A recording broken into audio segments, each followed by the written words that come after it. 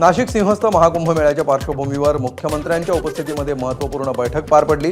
गेल्या कुंभमेळ्यापेक्षा 5 पट जास्त भाविक येतील हे गृहीत धरून नियोजन करण्याच्या मुख्यमंत्र्यांच्या सूचना।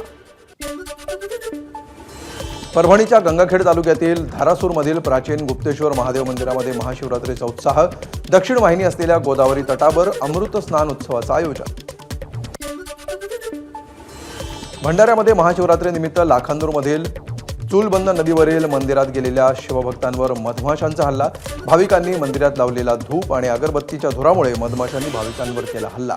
10 पेक्षा अधिक भाविक जखमी। लातूरमध्ये फळ विक्रेत्यांचं महापालिकेच्या प्रवेशद्वारासमोर आंदोलन। अतिक्रमण हटाव मोहिमेअंतर्गत गाडे जप्त केल्यामुळे रस्त्यावर फळं फेकत व्यक्त केला रोष।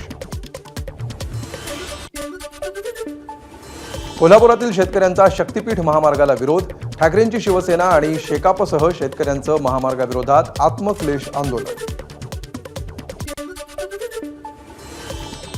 चंद्रपूरच्या राजुरामधील सोनाळ्यात 3 युवकांचा नदीत बुडून मृत्यू। पाण्याचा अंदाज न आल्यामुळे मृत्यू झाल्याची माहिती।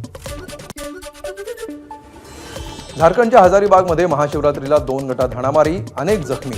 लाऊडस्पीकर लावताना दगडफेक आणि जाळपोळ। 1 कार, 3 दुचाकी आणि दुकान पेटवलं। परिस्थिती नियंत्रणात आणण्यासाठी पोलिसांचा सौम्य लाठीमार।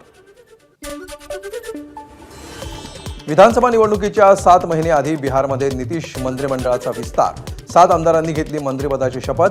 मंत्री झालेले सर्व आमदार भाजपचे। राज्यातील एनडीए सरकारचा 13 महिन्यातला हा 3रा विस्तार। एबीपी माझा, उघडा डोळे बघा नीट।